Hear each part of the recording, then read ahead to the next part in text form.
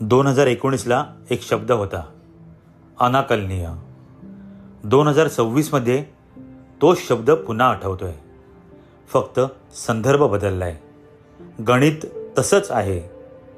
कल्याण डोंबिवलीत मनसेचा एकनाथ शिंदेच्या शिवसेनेला सत्तेसाठी पाठिंबा मिळाला आहे. अर्थात बिनशर्त की सशर्त हे अजूनही जनतेसाठी अनाकलनीयच.